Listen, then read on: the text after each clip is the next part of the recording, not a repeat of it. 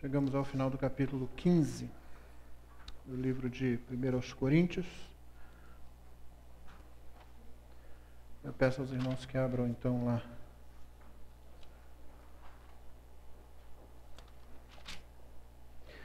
A partir do versículo 50. Na semana passada nós vimos a glória da ressurreição e como ela se apresenta. Fizemos, eu creio, uma boa diferenciação entre o que é a ressuscitação e ressurreição. As pessoas que foram ressuscitadas nas Escrituras ao longo do tempo, desde o Antigo Testamento, elas voltaram a viver nesta terra com o corpo que tinham antes, mas as pessoas que serão ressuscitadas no final, na ressurreição final, elas receberão um corpo glorioso, um corpo diferente, um corpo preparado e adaptado para a vida na eternidade. Ao finalizar esse capítulo, o apóstolo tem um hino de vitória. E aqui então nós olhamos para essa situação pensando sobre esse tema, vitória. Como cantamos, aliás, em alguns cânticos aqui, no hino que cantamos, há ministérios com esse nome, vitória. E hoje pela manhã mesmo no rádio eu ouvi um determinado anúncio lá de um desses ministérios, eles dizendo que a missão deles é gerar vitoriosos. Eu não sei de onde tiraram isso. A Bíblia não dá essa missão a ninguém.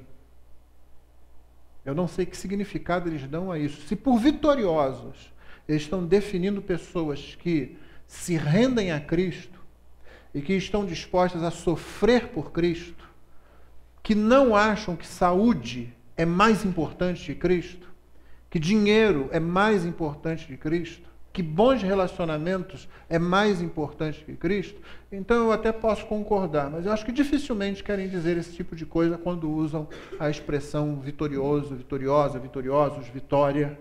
Geralmente o que se quer dizer é algum tipo de situação confortável nesta existência. É o contrário do convite do Evangelho que, na esmagadora maioria das vezes, implica em sofrimento, em autonegação, em rejeição de muitas coisas que não são necessariamente erradas, mas que podem servir como obstáculos à glória de Cristo revelada em nós, à glória de Deus expressa através de nós. Então é preciso que a gente tenha em mente que quando a Bíblia fala em vitória, ela relaciona o termo especificamente com a glória de Deus e a forma, o modo como essa glória vai se manifestar na vida de cada pessoa, de acordo com a soberana vontade de Deus. Então, para algumas pessoas, a glória de Deus vai se manifestar realmente numa vida sem muitas preocupações. Para outras pessoas, a glória de Deus vai se manifestar numa vida de sofrimento. Você se lembra qual foi a palavra de Deus a Ananias quando ele foi chamado a orar por Paulo? Ananias rejeitou a ideia inicial dizendo assim, esse homem é um perseguidor da igreja, como eu vou me apresentar a ele como cristão? Parece que é o peixe pulando na rede, né? E Deus disse para ele, não, ele é para mim um vaso escolhido e eu vou mostrar a ele o quanto ele deve sofrer por minha causa. A glória de Deus vai se manifestar para outras pessoas abandonando, deixando sua terra natal, o lar da sua família, indo para algum lugar distante. A glória de Deus vai se manifestar na vida de muitas pessoas com um testemunho claro e nítido, dado no local de trabalho, na escola, onde se estuda. Deus é muito glorificado quando juniores como esses que estão aqui hoje não têm nenhuma vergonha de dizer que são crentes. Não tem nenhuma vergonha de dizer que obedecem um outro padrão moral. Não tem vergonha de dizer eu obedeço meu pai, eu obedeço a minha mãe, eu honro meu pai, eu honro minha mãe. Não tem vergonha de dizer eu não gasto meu tempo todo no Facebook, eu não gasto meu tempo todo nos jogos, nos videogames. Não tem vergonha de dizer eu não fico. Ficar não agrada a Deus. Da mesma forma, Deus é glorificado na vida de muitas pessoas, quando pais e mães, quando adultos como nós que estamos aqui, ensinamos os nossos filhos e nos damos ao trabalho que educá-los na fé exige. Na vida de outras pessoas, a glória de Deus vai se apresentar através do martírio. Então nós não podemos associar vitória com conforto. Nós não sabemos o que Deus tem para nós. Em alguns, a glória de Deus vai se manifestar no testemunho dado através do enfrentamento de uma longa doença, pela qual nós vamos orar para que a pessoa seja curada. Não é errado você fazer isso, não. Mesmo quando Deus decide que Ele será glorificado na doença daquela pessoa, nós oramos pela cura dela, a não ser que Ele dê uma revelação clara, e você puder afirmar isso, de que é aquilo que Ele vai fazer mesmo. Em geral, Deus não faz isso. Então, enquanto Ele opera o jeito dele na vida daquela pessoa, nós oramos e o agradamos quando pedimos: Senhor, cura, mas principalmente, Senhor, faça fiel ao Senhor. Faça forte para dar um bom testemunho. Consola, fortifica, orando por aquela pessoa. É preciso que a gente tenha em mente o que a Bíblia diz quando ela usa a expressão vitória. Porque senão vai acontecer com a gente o que tem acontecido, infelizmente, com vários grupos que se dão o nome de cristãos, onde o que ocorre de fato é que eles têm a sua vaidade, o seu medo, alimentados por uma pseudo-pregação, por uma mensagem que não é bíblica. E aí o cristianismo se torna estranhamente interessante, estranhamente atraente, né? O que? Eu serei crente e então não vou passar por isso, não vou passar por aquilo, vou ficar livre daqui, não vou ficar doente, se ficar doente serei curado, se perder o dinheiro eu recupero, não vou ser empregado, vou ser patrão. Esse tipo de cristianismo não é o cristianismo bíblico, não é o cristianismo que Paulo descreve aqui. Antes de ler por isso o verso 50, eu vou ler o trecho que eu não li na semana passada, que eu disse que trataria junto com o final do capítulo, que é a partir do versículo 29, onde Paulo continua da argumentação anterior que nós já vimos, e eu quis fazer um contraste entre isso que ele vai dizer agora e aquilo que ele vai dizer no final do capítulo, justamente para que a gente tenha ideia do que Paulo quer falar, quer dizer, quando ele menciona a palavra vitória no final do capítulo. Verso 29, de outra maneira, ou seja, se os mortos não ressuscitam mesmo, se for isso que alguns de vocês pensam, que farão os que se batizam por causa dos mortos? Se absolutamente os mortos não ressuscitam, por que se batizam por causa deles? Esse verso eu já tratei, basta dizer que Paulo está falando da incoerência daqueles homens e mulheres que tinham aceito a argumentação vinda da sociedade na qual a igreja estava inserida, e que rejeitava principalmente o valor das coisas físicas, das coisas materiais, influência da cultura, da filosofia grega. E então eles não estavam, o problema deles aqui é esse, não crer na ressurreição do corpo, achar que a ressurreição pode ser alguma coisa espiritual, e apenas no campo espiritual. E alguns deles, no entanto, mesmo acreditando nisso, batizavam pessoas vivas por parentes mortos que não haviam sido batizados, né? A Bíblia não menciona isso em nenhuma outra parte. Esse não é um ensino, Paulo não está dando nenhum ensino sobre isso. Se fosse um ensino para a igreja, ele daria um ensino sobre batismo dos mortos. Você não vai encontrar isso em lugar nenhum. Ele está falando de um erro que aquela igreja cometeu, como os outros vários erros que ele já citou anteriormente, e está mostrando que vocês estão tão longe da verdade. Quando vocês se afastam da verdade, o que ocorre é que vocês começam a inventar, a acreditar e a correr atrás de coisas que são esdrúxulas, absurdas. E nem vocês veem a incoerência na qual vocês estão incorrendo. Então é por isso que ele joga esse argumento para cima deles, fazendo eles pensar sobre isso. Tipo assim, é mesmo, peraí, ele está fazendo um troço que é oposto àquilo que a gente está declarando. A fé cristã não é incoerente, irmãos. Nem tudo na fé cristã vai ser completamente compreendido pela nossa razão, mas absolutamente nada na fé cristã é contrária à nossa razão. A gente tem que fazer esse discernimento. O cristianismo não é irracional, Deus não é irracional. Aliás, lembre-se, a razão, o intelecto, tomando como razão o próprio intelecto, vem de Deus, vem a partir dele. O que nossa razão não consegue compreender nem absorver, se dá pelo simples fato, pela coisa óbvia, que alguns às vezes ignoram, de que nós somos criatura, ele é o Criador. Ele é Deus, nós não somos Deus. Então deve haver alguma situação aí em que a gente não vai abarcar completamente aquilo que Deus pensa, faz. Ainda mais como você já aprendeu, que nós sabemos o que sabemos e conhecemos o que conhecemos a respeito dele, mesmo a respeito da realidade, porque ele revelou isso, fosse na criação, fosse na revelação específica. Senão, nós ficaríamos completamente cegos. Paulo continua o seu argumento, verso 30. E porque também nós nos expomos a perigos a toda hora. E aí Paulo está falando daquilo que eu quero que você pense a respeito do uso que ele vai fazer da palavra vitória no final do capítulo. Então leve em consideração isso aqui, que ele está dizendo agora. Porque também nós nos expomos a perigos a toda hora. Dia após dia morro. E aí ele não está falando da morte física, evidentemente, ele está falando de um outro tipo de morte. Um outro tipo de morte está envolvido aqui, e Paulo está indo na mesma direção que Jesus Cristo, quando ele ensinou que quem quiser ser discípulo dele tem que todo dia tomar a cruz. Não é isso? Se quer ser meu discípulo, tome cada dia a sua cruz, siga-me. E você sabe que no primeiro século, cruz não era símbolo de religião nenhuma. Cruz era um instrumento de execução, de pena de morte.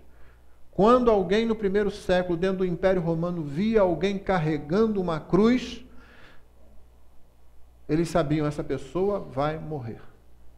Então, Paulo está fazendo menção da cruz, no sentido de que Jesus usou dia a dia, tome a sua cruz. Ele diz, dia após dia morro. Eu protesto, irmãos, olha só, é como se dissesse, eu quero declarar isso com todo vigor, pela glória que tenho em vós outros, ou seja, eu que anunciei o Evangelho a vocês, que trouxe esse Evangelho, do qual eu já disse lá atrás, no mesmo capítulo, Cristo morreu, foi sepultado, ressuscitou, segundo as Escrituras. Então eu que tenho essa glória de ter trazido o Evangelho, de ser o apóstolo que Deus resolveu usar para trazer o conhecimento do Evangelho a vocês.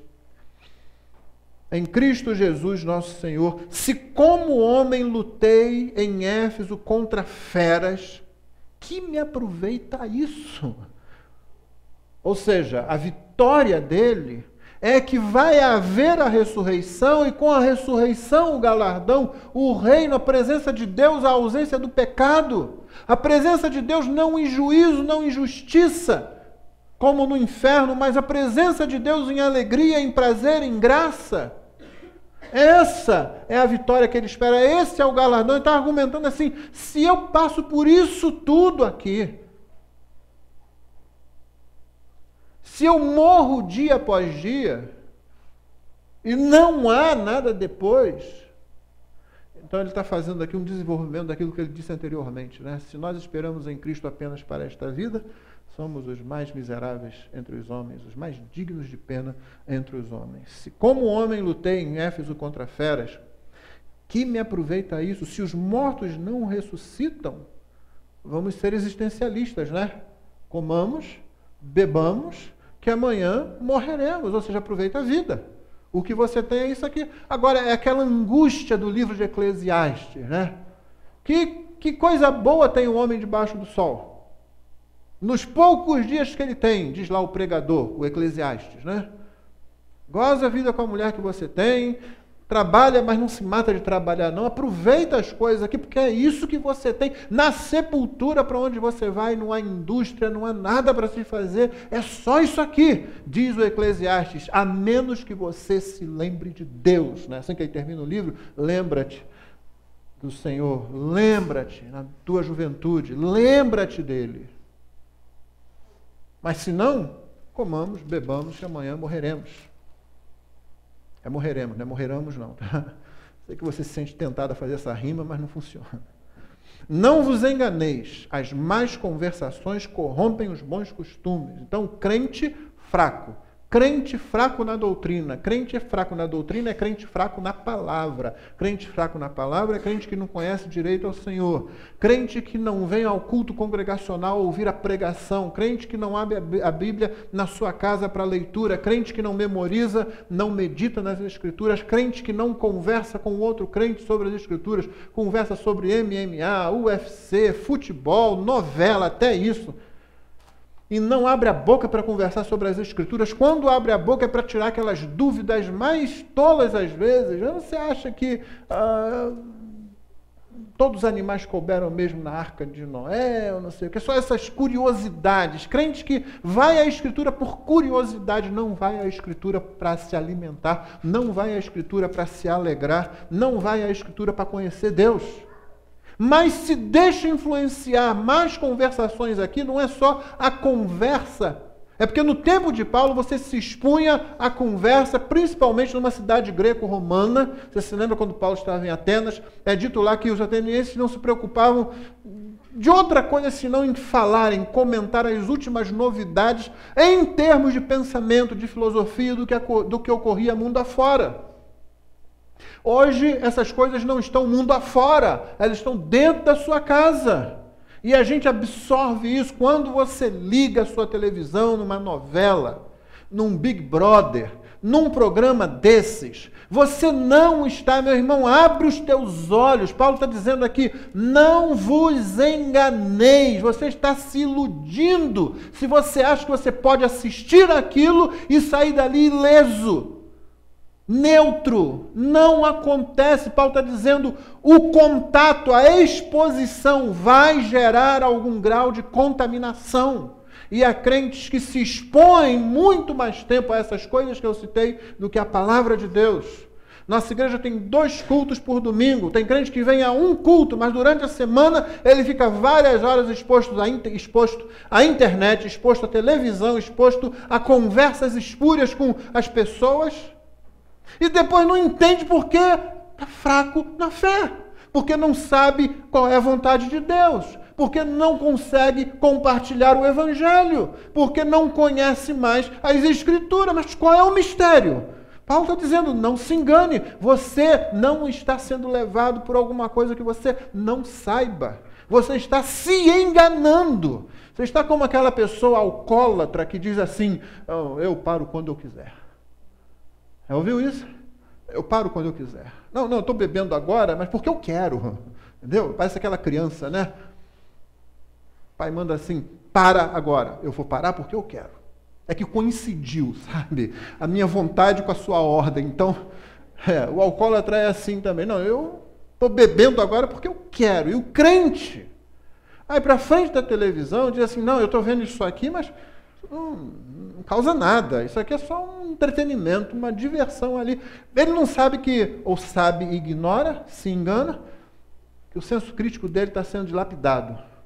Mas não para ficar melhor, não é esse tipo de lapidação, não. Está sendo destruído, está sendo cortado. Aquelas coisas que são apresentadas parecem ser as coisas que realmente acontecem, as coisas que realmente ocorrem. E você vai encontrar ainda crente repetindo, como muita gente. Não, isso que a gente vê na novela é assim mesmo.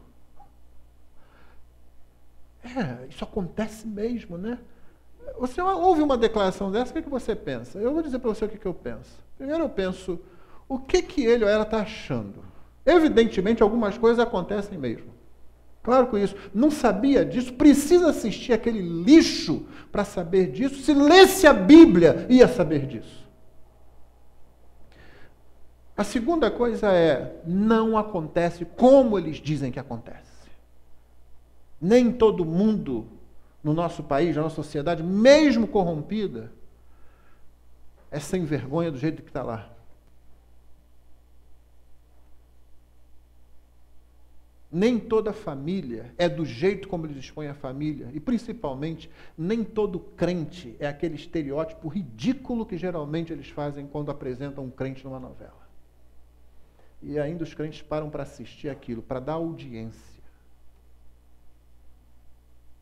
Eu temo que muitas dessas novelas continuam aí graças a nós, crentes. que damos audiência para esse tipo de coisa. É a mesma coisa com o Big Brother Brasil. É uma coisa tola, uma coisa insana, é uma coisa absurda, é uma coisa mentirosa, porque ninguém age normalmente quando sabe que está sendo visto por milhões de pessoas. E nós paramos lá para ver aquilo, para exaltar aquilo.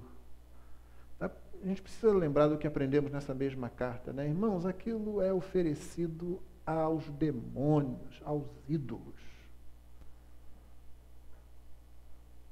Aquilo não está ali de forma neutra, não. Não se engane, não. Quando você ligar sua TV, pense naqueles açougues do primeiro século, ou hoje mesmo na Guiné-Bissau, como eu tive a oportunidade de ver lá, onde está lá aquela carne que foi oferecida a ídolos. E aí você fica assim, isso aí, lembra do ensino de Paulo? Paulo dizia, eu posso comer disso porque eu sei que o ídolo não é nada. Do Senhor é a terra e a sua plenitude, ele cita o Salmo 24, né? Mas dependendo da circunstância, ele dizia, não, eu não vou comer isso por causa do outro, da consciência, não é por causa da minha não, porque do Senhor é a terra e a sua plenitude, eu não preciso disso. Mas no caso dessas mídias que eu estou citando aqui, é diferente. Você não está somente absorvendo uma coisa que é feita a partir de um conceito, de um valor, com o qual o diabo se identifica, que agrada muito ao nosso inimigo. Você ainda está se deixando influenciar por aquilo, muitas vezes descaradamente dando mais tempo àquilo do que dá a oração, a comunhão dos santos, a leitura da Bíblia.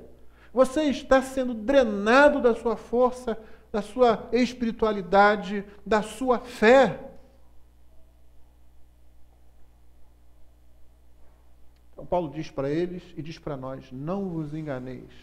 As más conversações, a exposição a essas ideias, elas corrompem os bons costumes. É por isso que o crente, quando ele se põe em relação a essas coisas, ele precisa se colocar na condição de quem influencia. Entra na conversa para influenciar, entra na conversa para dizer, há um pensamento diferente, entra na conversa para dizer, isso não é assim, a Escritura diz outra coisa, entra na conversa mesmo para passar vergonha, no sentido de que outro vai dizer, você crê que aquele livro lá é que diz a verdade? É, eu creio sim. Eles vão olhar para você como se você fosse um tolo, eles vão olhar para você como se você fosse um sujeito que vive à margem da realidade, como se você fosse retrógrado, como se você fosse alienado. E você vai dizer assim, dia após dia, morro. Só que os mortos ressuscitam. E o galardão vem depois. Então, irmãos, atente para o conselho apostólico, não vos enganeis, as más conversações corrompem os bons costumes. Do que Paulo está falando aqui? Que tipo de vida é essa que ele, nesse versículo ele resumiu? É a vida vitoriosa de quem não tem problema? É a vida vitoriosa de quem não vive confortavelmente? É a vida vitoriosa do sujeito que passa e tudo ao redor dele vai sendo transformado, vai sendo mudado?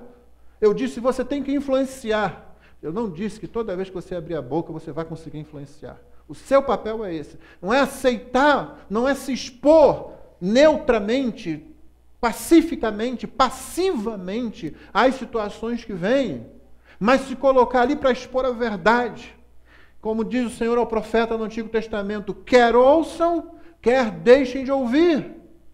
O que você não pode fazer é se expor simplesmente a isso. E esse tipo de vida, então, o tipo de vitória que ele vai mencionar no final do capítulo, não é certamente uma vida em que você está num ambiente tranquilo. É num ambiente que você precisa estar atento para não ser influenciado pela mentira, pelo engano, pela irrealidade que se opõe à palavra e ao reino de Deus. E como eu disse, no tempo de Paulo, você esmagadoramente, em relação às vezes em que ocorria, você tinha que sair de casa. Agora você não precisa sair de casa, vem dentro da sua casa. E nós damos os instrumentos para isso, né? Nós compramos a televisão, nós assinamos a TV por assinatura, nós compramos o computador, nós assinamos a internet, não é? Instrumentos que podem ser muito bons, mas que nós precisamos manusear com cuidado para honrar a Deus, senão nós damos o instrumento para nos matarem e depois colocamos a cabeça passivamente no curso lá da guilhotina, da lâmina da guilhotina. E desonramos a Deus com isso, além de sermos tolos, né? Além de sermos tolos, porque o aviso está aqui: não vos enganeis, as más conversações corrompem os bons costumes. Tornai-vos a sobriedade, como se já não tivesse falado. Então, você viu que eu não exagerei quando eu disse que estamos sendo tolos, né? Tolos como um bêbado, um embriagado. Paulo diz: tornai-vos a sobriedade, como é justo, como que é correto, como que é verdadeiro, como que se alinha com Deus, e não pequeis. Se expor a essas situações e deixar-se passivamente ser influenciado por elas é pecado, não é neutro, nem no sentido de que você está sendo drenado da sua vida espiritual, nem no sentido de que isso não tem importância para Deus, né? Não pequeis, é pecado, o nome é esse. É pecado, não é um descuido. É pecado, não é só falta de disciplina, é isso também, mas é pecado. Vamos dar o nome correto, é pecado. Você está cometendo aquilo que fez com que Cristo fosse cravado na cruz. Tornai-vos a sobriedade como é justo e não pequeis, porque alguns ainda não têm conhecimento de Deus. Isso digo, diz Paulo, não sou eu, isto digo para vergonha vossa. Que qualificação é essa? Que descrição, que título, que rótulo é esse? É esse que você quer? Não tem conhecimento de Deus. Preso na testa, assim. É o sujeito que vai, se coloca sob essas influências, num ambiente que ele sabe que é de luta, não é de conforto, é de oposição.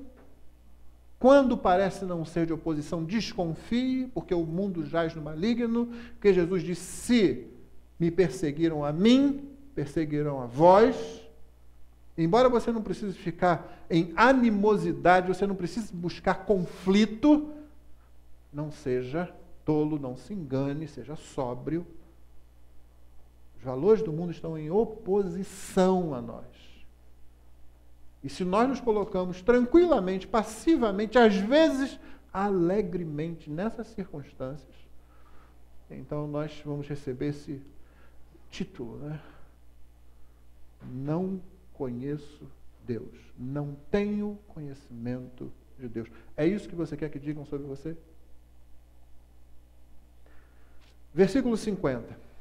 Em contraste com isso, isto afirma, irmãos, que carne e o sangue não podem herdar o reino de Deus, nem a corrupção herdar a incorrupção. Então, aquilo que Paulo vinha argumentando, que nós vimos, é a glória da ressurreição. Carne e sangue, aqui nesse sentido de o corpo físico da gente, não herda o reino de Deus. Em vários sentidos que você poderia pensar, Paulo está dizendo isso. Para começar, o reino de Deus não vem por herança física. O reino de Deus não é nosso porque nós somos criaturas dele. Seres humanos, carne e sangue.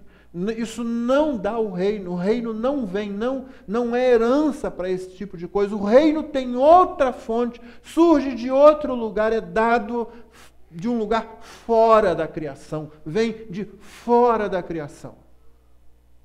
Então Paulo já está dizendo: eu vou afirmar para vocês o seguinte: se vocês acham que os mortos não ressuscitam, não há reino para vocês, porque carne e sangue não ressuscitam. Não herdam o reino. Carne e sangue não podem sobreviver naquele reino. Tem que acontecer alguma coisa. E ele já havia citado isso anteriormente, você se lembra? Ele falou anteriormente que, quando ele usou aquela analogia da semeadura, lembra-se? Vimos isso na mensagem anterior. Semeia-se o corpo na corrupção, ressuscita na incorrupção. Semeia-se em desonra, ressuscita em glória. Semeia-se em fraqueza, ressuscita em poder. Semeia-se corpo natural, ressuscita corpo espiritual. O que é adequado para essa realidade aqui é esse corpo que eu e você temos. O que é adequado para outra realidade é esse corpo transformado. Semeado desse jeito, porém ressuscitado de outra forma. E Paulo continua dizendo, verso 51, eis que vos digo um mistério, nem todos dormiremos, mas transformados seremos todos. Nem todos morrem.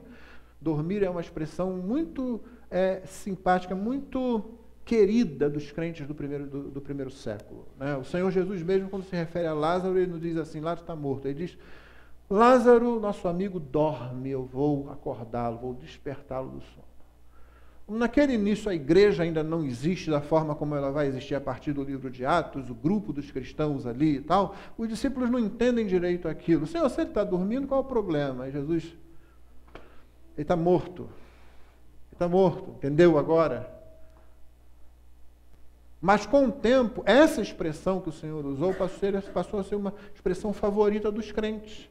Pela ideia de que o crente não morre realmente, como o Senhor Jesus disse, quem crê em mim não morre, e ainda que esteja morto, viverá. Por isso os crentes tomaram essa expressão para si. Eis que vos digo o mistério. O mistério é o seguinte, nem todo mundo morre. Quem é que não morre? Não morrem aqueles crentes que estiverem vivos quando o Senhor Jesus voltar. Então há dois momentos aqui, não é? Os crentes que morreram e os crentes que na volta de Cristo estiverem vivos. Paulo vai explicar que os crentes que morreram, eles nos precedem, nós não vamos na frente deles, não.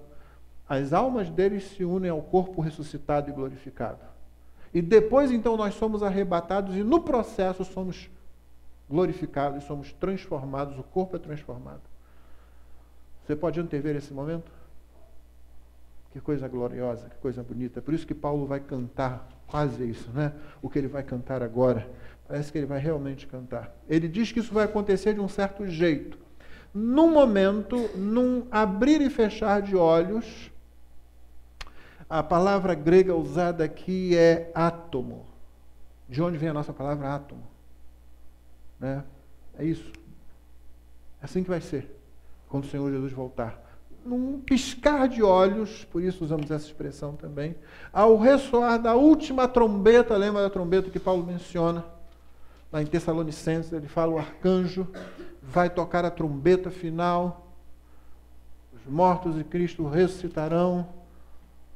Naquela trombeta soar, irmão.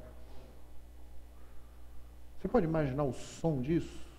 O poeta escreveu, né? Oh, Deus, eu queria tanto ouvir o som que vai abrir o encontro triunfal.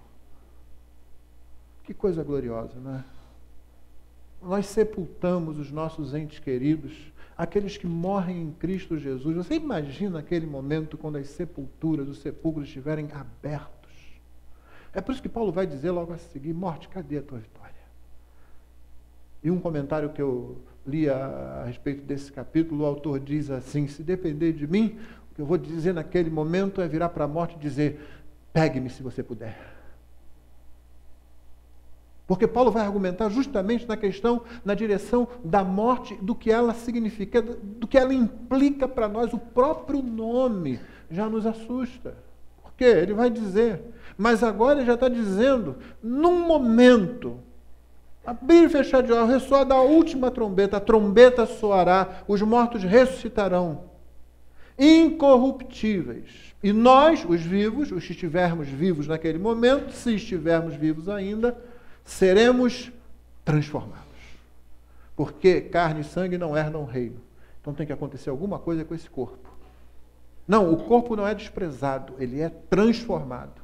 É a semente, é plantada. Ela não deixa de ser o ser. O ser que ela vai ser está ali todo. Ela não é tirada e se põe outra coisa no lugar. Não é a própria semente que, por assim dizer, morre, mas brota e então surge a planta. E é isso que acontece com esse corpo. Ele não é desprezado, ele não é posto de lado. Jesus veio para salvar o corpo também. Então o corpo será transformado, porque é necessário, tem que ser assim, que este corpo corruptível se revista de incorruptibilidade. Olha só, não se corrompe mais. A corrupção do corpo é aquilo que está acontecendo nesse exato momento aqui, é aquela dorzinha que você está sentindo, é aquela noite de sono que não foi muito boa, é talvez aquele estômago que está queimando um pouco, é o cansaço do dia a dia, é a corrupção, isso vai acabar. Você consegue imaginar isso? O melhor que a gente consegue fazer quando a gente chega perto, que ainda é muito longe, é quando você está num dia com muito boa disposição, né? e que você quase não tem noção do seu próprio corpo, você não está com dor nenhuma, você não está com cansaço nenhuma. Não tem dias que a gente está assim? Pelo menos alguns, né? Alguns dias que a gente está assim, bem disposto. Não, pode, olha, eu corro 10 quilômetros hoje sem parar para nada. Isso ainda está muito longe do que Paulo está dizendo aqui, porque a corruptibilidade do nosso corpo está em vigência, cada instante da nossa vida ela está acontecendo. Paulo diz, não, é necessário que este corpo corruptível se revista de incorruptibilidade. Esse processo não existe mais. Acaba. Morre. A morte morre. É aqui que ele começa com esse tom. A morte morre. E que o corpo mortal se revista de imortalidade. Não precisamos de pedra filosofal, não precisamos de fonte da juventude, não precisamos dos vários cremes faciais que as pessoas costumam passar para tentar reverter um processo impossível de ser revertido. Nós precisamos de Cristo Jesus. No dia final, vai ressuscitar os mortos que se tornam imortais e que vai transformar os vivos que creem nele, de modo que esse corpo mortal se reveste de imortalidade. Isso tudo que ele está dizendo aqui, os que nos precederam, aqueles que morreram antes de nós, vão estar nos esperando. Já imaginou isso? Eles ressuscitam em corpos gloriosos e nós então somos arrebatados e no processo transformados, e o que é corruptível se reveste de incorruptibilidade, e o que é mortal se reveste de imortalidade. Aí a gente já está ficando pronto para aquele momento eterno, para a eternidade, né? Aí sim, não uma alma, não aquele troço que parece assim um lençol, que eles falam, né? Um fantasma, não é isso não. O corpo, a alma e o corpo, a alma sendo glorificada, o corpo sendo glorificado, o pecado sendo tirado do corpo e da alma, porque o pecado não habita só o corpo não, irmão. Então, ele é tirado. Não tem analogia para isso. Não tem analogia para isso, você não tem ideia do que é isso. Conversando com um crente ontem, ele estava me falando, eu perguntei sobre a conversão dele, e assim ele estava me dizendo que nasceu na igreja, foi criado na igreja, mas se converteu lá para os seus 16, 17 anos. Foi quando o evangelho fez sentido para ele. Ele dizia, crente, estava na igreja, mas era ativo na igreja, mas aqueles pensamentos, que não são pensamentos de crente, estavam lá. Ora, mesmo hoje, mesmo você que é crente, sabe que de vez em quando vem os pensamentos que não são de crente, que não deveriam estar ali. Pensamentos de prazer indevido, pensamentos de raiva, pensamentos de mágoa, pensamentos de blasfêmia, pensamentos de falta de contentamento. É o pecado ali. Por isso Paulo diz aos Colossenses, mortificai. Mortificai o pecado, que é outro aspecto da morte. O pecado é morte. É outro aspecto da morte. Foi à toa que John Owen escreveu um livro, lá no século XVII, com esse título grande, como era costume, né, ter os títulos enormes naqueles tempos, A Morte da Morte na Morte de Cristo. Na morte de Cristo, a morte é morta. Então, todos esses são aspectos. Mortificai o vosso corpo. Mortificai o pecado. Se já ressuscitastes com Cristo, então é isso que você tem que fazer, porque está lá presente. Mas naquele dia, isso é tirado. Você consegue imaginar isso? Eu não consigo imaginar. Como é não ter o pecado dentro da gente? Né? Cristo nos liberta em relação ao pecado em 3 coisas. Você se lembra? Já temos ensinado isso aqui várias vezes. Né? Você é liberto da pena do pecado, não é? Quando você se torna crente, quando você crê em Cristo, você é liberto da pena do pecado, não há mais condenação para você. Em segundo lugar, você é liberto do poder do pecado, você era escravo do pecado, ele diz que agora nós não somos mais escravos. Romanos 6, ele diz, não servimos mais ao pecado como escravos, nós temos um outro Senhor. Tudo bem, no mesmo texto ele fala do crente sem vergonha, né? Ele diz assim, você foi liberto do pecado, não se torne Novamente, não torne a se meter debaixo desse jugo. O crente sem vergonha foi liberto, fica voltando para a área de domínio daquele antigo senhor. Ele diz, mas apresente-se a Deus como instrumento de justiça. Em terceiro lugar, seremos libertos da presença do pecado. Então, libertos da pena do pecado, libertos do poder, do domínio do pecado, e seremos libertos da presença do pecado. Que ele ainda está aí. Mas naquele dia ele será tirado. E quando este corpo corruptível se vestir de incorruptibilidade, e o que é mortal se revestir de imortalidade, então se cumprirá a palavra que está escrita. Qual é a palavra que está escrita? Tragada foi a morte pela vitória. Não é um carro novo a cada ano na garagem. Não é a minha saúde recuperada. Não é ver cheio de dinheiro e fazer viagem para Israel 2 vezes por ano. Não é não ter problema de relacionamento. Não é ser patrão ao invés de ser empregado. Nada disso, Paulo diz. Quando a morte, que é emblemática, que representa a presença do pecado, da afronta contra Deus, que pega a criação de Deus e nós, os representantes da glória de Deus sobre esta terra, quando a morte é derrotada, então isso é vitória. E não é quando ela é derrotada, por exemplo, quando Jesus ressuscita Lázaro, ou o filho daquela viúva lá em Naim. Não é isso não. É quando no final dos tempos, a morte não pode mais prender ninguém, sob a alegação de que, mas eles são pecadores.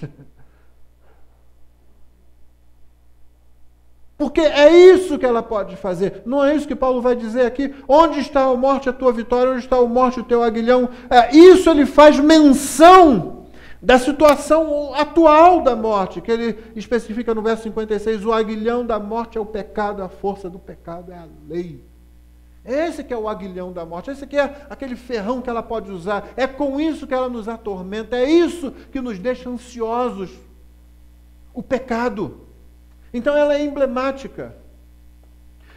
A morte em si é como se tivesse um grande painel dizendo assim, olha só, a glória de Deus no que deu. Só que não é assim. A história não é a história da glória de Deus, que não conseguiu, que não vingou. A história é a história da redenção, é a história de Deus fazendo alguma coisa tremendamente grandiosa, muito mais grandiosa do que o evangelho da prosperidade pode oferecer, ou do que esses falsos evangelhos podem oferecer. É Deus resgatando do pecado e, portanto, da morte a sua criação. De modo que o cartaz, a faixa no final não é olhe só a glória de Deus no que ela deu. Não, é olha a glória de Deus permaneceu e continua crescendo. Ela vai e aumenta e amplia mais. Aqueles que antes estavam sob o domínio da morte foram libertos. E você sabe, ser liberto do domínio da morte significa receber vida. Não é à toa que Jesus disse, eu sou o caminho, a ressurreição e a vida. O aguilhão do pecado, o aguilhão da morte é o pecado. A força do pecado, qual é a lei? Por quê? Porque todo ser humano, intuitivamente, pelo menos enquanto ele mantiver algum tipo de sanidade, enquanto a consciência não tiver sido cauterizada pela constante rebelião contra Deus, todo ser humano sabe que vai apresentar contas a Deus, ao Criador.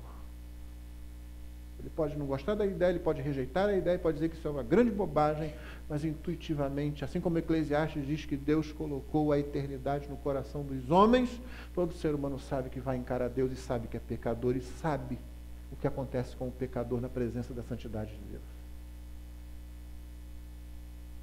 Mas agora, olha só o que Paulo está fazendo, ele está brincando com a coisa, ele está igual aquele outro que é comentarista. Né?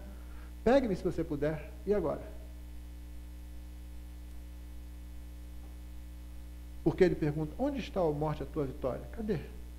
Você que assustava, você que deixava angustiado, onde está a morte, o teu aguilhão?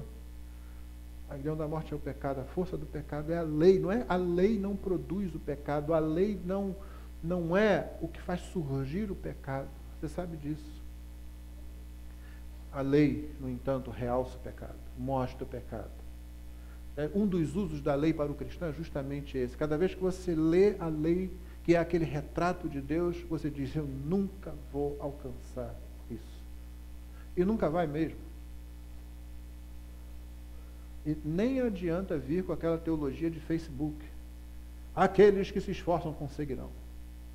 Pode ser que em alguma outra área da vida seja verdade, não é verdade quando se relaciona com Deus. Todo que se esforça, todo que luta, todo que se... Não vai dar nada disso, não funciona nada disso aqui. A única coisa correta que você pode dizer ao olhar para a lei é confessar, eu nunca vou conseguir fazer isso. Aí quando a gente faz isso, a gente olha para Cristo. Eu nunca vou conseguir, mas Ele conseguiu, Ele fez. Por Ele, eu tenho acesso a isso. Por isso, o grito de vitória, onde está a morte? A tua vitória. Onde está a morte, o teu aguilhão? E a resposta no verso 57. Graças a Deus que nos dá a vitória por intermédio de nosso Senhor Jesus Cristo. Você percebe o absurdo, a afronta de usar esse versículo para dizer que vitória aqui é alguma outra coisa, que não isso de que o apóstolo está falando? Percebe o absurdo desse negócio, dessa ideia, desse conceito? A vitória em Cristo como sendo o que se dá bem na vida, ser um bom profissional. Isso é tão vergonhoso que a gente pode apontar um monte de gente que não é crente, que adora falsos deuses ou que se diz ateu. Excelente profissional, muito bom pai, muito bom marido, muito boa mãe, muito bom filho, muito bom estudante. Então Cristo morreu para a gente alcançar a mesma coisa, é isso? É uma afronta, irmãos. É pegar a Bíblia e rasgar as Escrituras. Mas o pior é não alimentar o povo de Deus com a palavra de Deus. Isso é o pior. Nós somos fortalecidos pela doutrina que aprendemos. Nós somos enrobustecidos, se você me permitir usar essa palavra, pelo alimento da palavra de Deus. E quando os crentes ficam sem receber isso, eles vão ficar muitas vezes confusos, se sentindo fracos, desorientados, angustiados. Tanto aqui como e principalmente em Tessalonicenses, Paulo, depois de falar sobre a ressurreição, ele diz assim, consolai-vos uns aos outros com estas palavras. Ele diz, eu não quero que vocês sejam como os demais no mundo que não têm esperança. Os irmãos que já estiveram junto comigo em algum sepultamento, sabem que eu canto muitos hinos, né? A gente leva o cantor cristão, e eu gosto de hinos de cantor cristão. Então a gente leva o cantor cristão que a gente tem, distribui lá e canta. Os hinos de vitória, os hinos de ressurreição, os hinos do amor de Deus, os hinos da graça de Deus. Quando a gente sepulta um crente. Porque com todo o ambiente de tristeza e dor naquela situação, ele ou ela dormiu apenas. Não é dormir em qualquer sentido teológico, não. É aquela expressão que, como os crentes do primeiro século gostavam de usar. É como se fosse apenas dormir. Para nós, com relação a Cristo, aquela pessoa já está na presença dele. Fecha os olhos para aqui, já abre na presença do Senhor Jesus. Nós é que voltamos para casa triste, nós é que ficamos chorosos, né? Isso é vitória. É você abrir os olhos e talvez a primeira coisa que você pense, se você conseguir pensar alguma coisa nos 5 minutos depois disso, eu não tenho nenhum parâmetro para passar para você, se eu morrer e voltar, não, se eu morrer e voltar não adianta também. Eu não estou arriscado de ficar igual esse pessoal aí que morreu, viu a luz, viu o túnel, não sei o que, e volta falando bobagem. Sempre fala bobagem. Então, se abre a boca para falar alguma coisa do que viu, falou bobagem. Está certo disso. O único jeito é a pessoa não falar nada. Não? Deus deu alguma coisa, deu para ela ali, não tem serventia nenhuma para a igreja. O que a igreja precisa está aqui.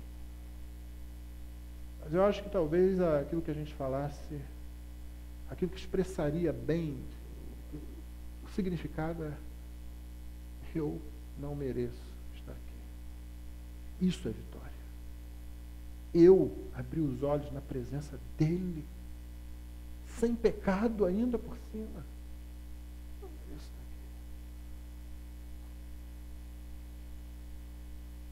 Isso é vitória.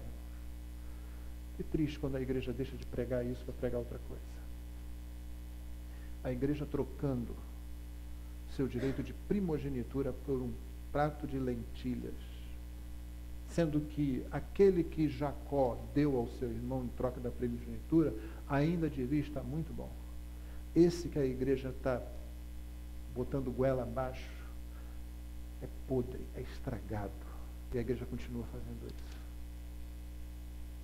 Finalmente, ele termina no verso 58, depois de apontar para o futuro e mostrar e descrever e assegurar toda a esperança que a gente tem com relação ao futuro, ele se volta para o presente.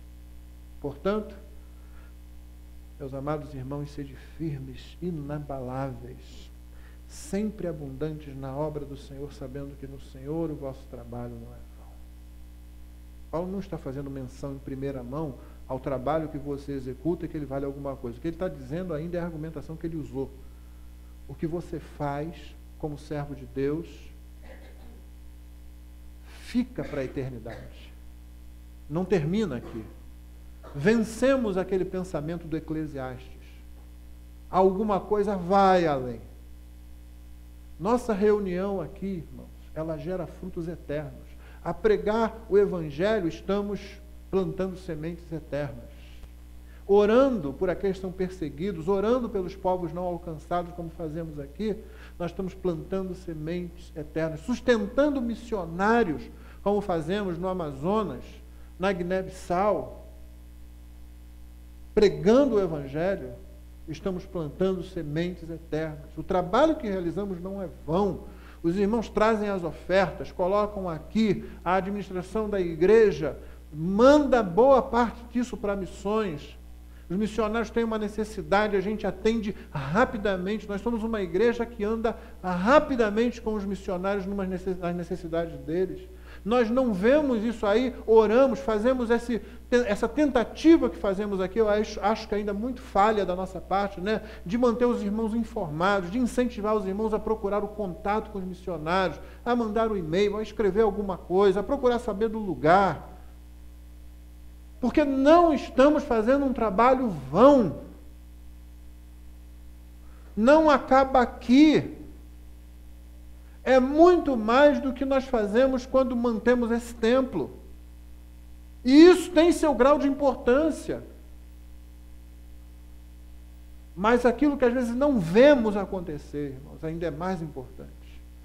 Almas sendo preservadas na fé. Almas sendo trazidas à fé. Cristo sendo conhecido, Deus sendo adorado por pessoas que antes não o adoravam. Paulo diz, o trabalho de vocês não é vão. A menos que vocês continuem crendo que os mortos não ressuscitam. A gente quase ouve ele dizer isso. Mas se não, sede firmes, inabaláveis no Senhor Jesus, o Senhor ressurreto. A palavra Senhor aqui não se refere a Deus o Pai, se refere a Cristo, como é o mais comum no Novo Testamento. Graças a Deus que nos dá a vitória por intermédio de nosso Senhor Jesus Cristo. Portanto, por causa de tudo isso que foi dito, meus amados irmãos, sede firmes, inabaláveis, sempre abundantes na obra do Senhor, sabendo que no Senhor o vosso trabalho não é vão. Agora, olha só os termos que ele usa. Firmes, inabaláveis, sempre abundantes. Você tem que perguntar isso num dia em que a gente está para eleger a nova diretoria da igreja. Como é difícil, às vezes, o crente entender que ele não precisa de ter cargo para servir ao Senhor. Mas eu me preocupo com aquelas pessoas que dizem, eu não preciso de cargo. Só que você não vê. Você não vê a firmeza. Você não vê o inabalável. Você não vê a abundância do serviço.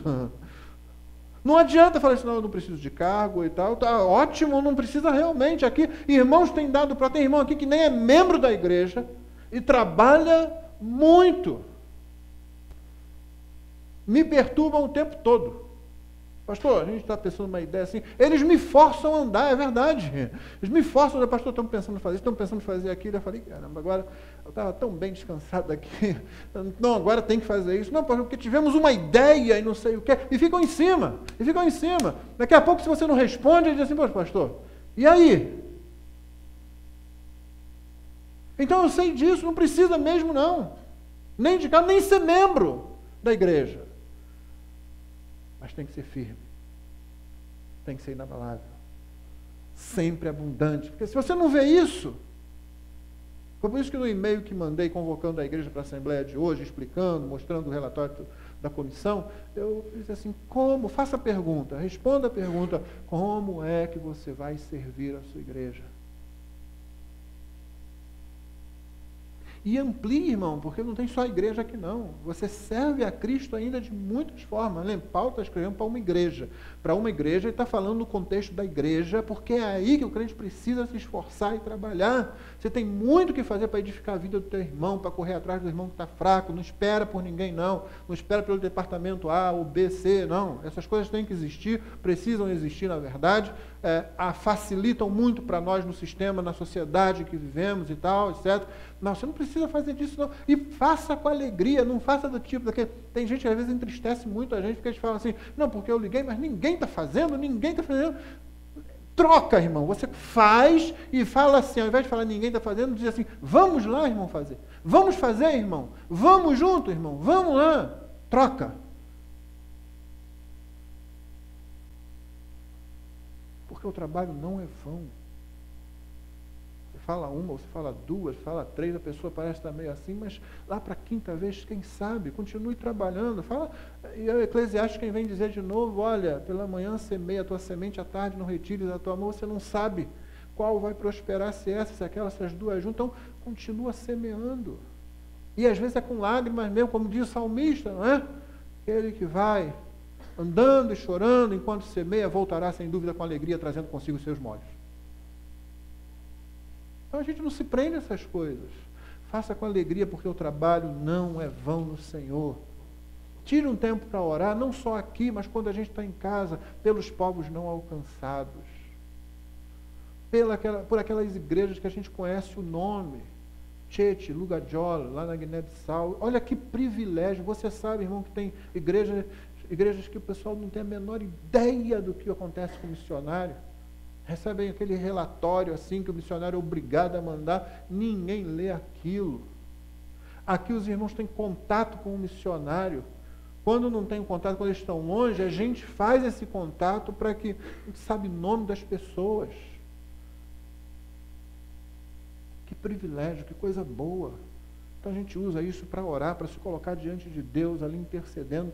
A gente ora e Deus move o braço dele, a gente não está vendo o que está acontecendo. Algumas coisas chegam ao nosso conhecimento, o trabalho não é vão no Senhor.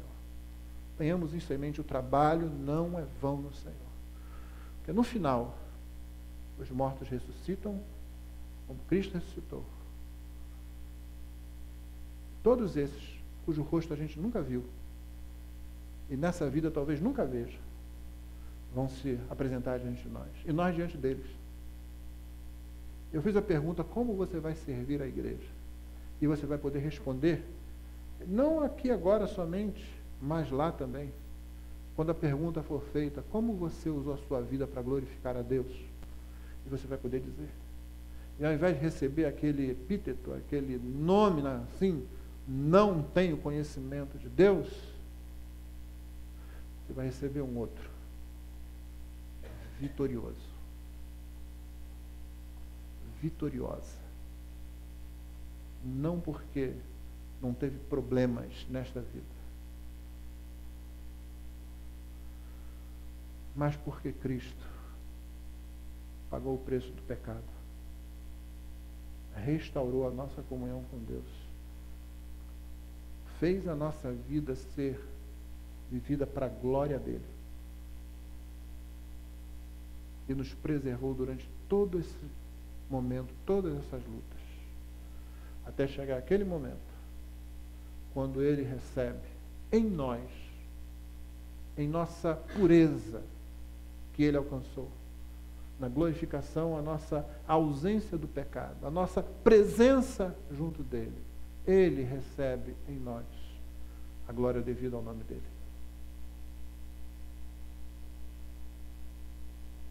Então sejamos firmes, inabaláveis, sempre abundantes, sabendo que no Senhor o nosso trabalho não é vão. Amém.